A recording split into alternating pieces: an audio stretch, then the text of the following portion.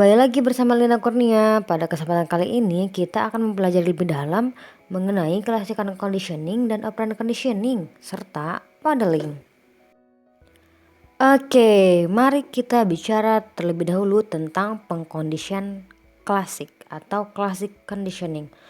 Pada tahun 1880-an, seorang ahli fisiologi Rusia bernama Ivan Pavlov yang terkenal sekali dengan percobaan pada anjing. Dia menunjukkan makanan hewan dan membunyikan bel secara bersamaan. Setelah beberapa waktu, anjing mulai mengasosiasikan suara bel tersebut dengan makanan. Dengan kondisi tersebut, anjing akan belajar ketika bel berbunyi berarti mereka akan diberi makan. Pada akhirnya, bunyi bel itu sudah cukup membuat anjing mengeluarkan air liur. Nah, hewan telah belajar untuk mengharapkan makanan pada saat suara bel dibunyikan. Pada kondisi normalnya, anjing hanya akan mengeluarkan air liur ketika melihat dan mencium bau makanan. Nah, kondisi makanan dan liur ini kita menyebutnya rangsangan tanpa syarat atau unconditioned stimulus. Karena pada dasarnya tidak ada yang melatih anjing mengeluarkan air liur saat melihat daging segar.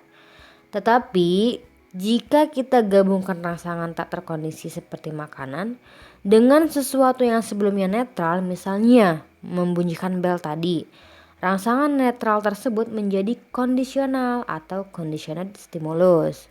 Nah, begitulah kira-kira penjelasan mengenai pengkondisian klasik. Sekarang kita sudah mengetahui cara kerjanya pada hewan. Lalu bagaimana cara kerjanya pada manusia? Ternyata serupa. Mari kita bayangkan. Ketika itu kamu datang untuk vaksin, dokter mengatakan, "Jangan takut, tidak akan sakit kok." Dan ternyata suntikan itu sangat menyakitkan. Dalam beberapa minggu kemudian, kamu pergi ke dokter gigi. Dokter tersebut akan menaruh cermin di mulutmu untuk memeriksa gigi sambil berkata, "Jangan takut, tidak akan sakit kok." Ketika itu kamu mengetahui cermin itu memang tidak akan berbahaya dan tidak menyakiti kamu. Tapi kamu melompat dari kursi dan kabur sambil berteriak.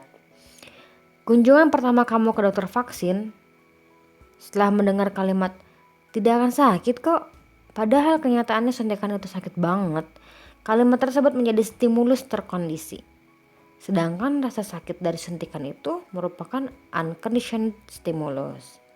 Kejadian di dokter gigi adalah respon terkondisi. Setelah mendengar dokter mengatakan tidak akan sakit kok, kamu memilih untuk kabur. Sekarang kita akan menjelaskan pengkondisian operan. Oke, bagaimana cara kerja pengkondisian operan? Nah, pada pengkondisian operan ini ada dua komponen utama, yaitu penghargaan dan hukuman, reward dan punishment. Nah, dorongan meningkatkan keinginan Anda untuk melakukan sesuatu dengan lagi dan lagi, ketika hukuman itu akan membuat kamu melakukan sesuatu menjadi melemah. Dalam hal ini ada reinforcement negatif dan reinforcement positif. Misalnya, pada reinforcement positif, kamu akan mendapatkan makanan penutup ketika kamu menghabiskan sayuranmu. Nah, ketika reinforcement negatif, contohnya adalah misalnya, malam ini kamu tidak akan diberi PR karena kamu telah berhasil lulus ujian. Oke, mari kita lihat contoh pengkondisian operan. Setelah makan malam keluarga, kamu membersihkan meja dan mencuci piring. Saat selesai, ibu memelukmu dengan erat dan berkata, "Terima kasih ya nak atas bantuan kamu." Dalam hal ini, reaksi ibumu ini adalah dorongan positif karena itu membuat kamu ingin mengulangi reaksi itu. Reaksi ibu ini merupakan operan respon. Kamu akan rajin membersihkan meja dan mencuci piring untuk mendapatkan operan respon dari ibu. Nah, operan respon ini ditemukan di mana-mana dalam hidup kita. Hampir semua yang kita lakukan pada tahapan tertentu akan menjadi pengkondisian operan. Baiklah, satu lagi materi yang akan kita bahas yaitu tentang teknik modeling.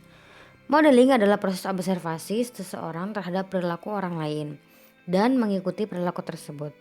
Proses imitasi atau mengikuti tingkah laku orang lain ini misalnya yang terjadi pada bayi yang baru lahir akan mengikuti perilaku orang tuanya seperti gaya bicara dan lain-lain.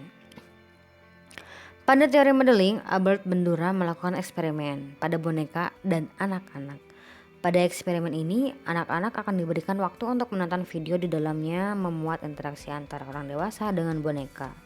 Lalu Albert Bandura akan mencatat bagaimana reaksi anak dengan boneka setelah menonton video tersebut. Oke, pada tahap pertama yaitu pada grup 1, anak akan dibiarkan menonton video tentang orang dewasa yang berinteraksi dengan boneka secara halus.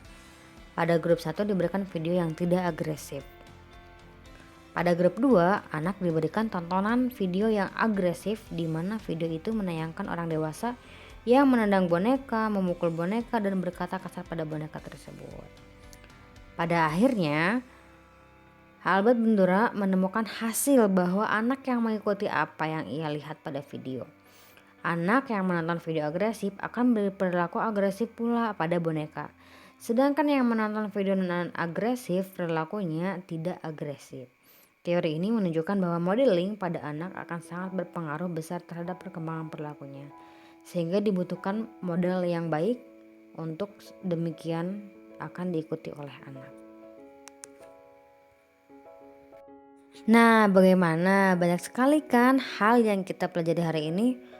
Wah, sepertinya kita sudah berada di ujung video nih.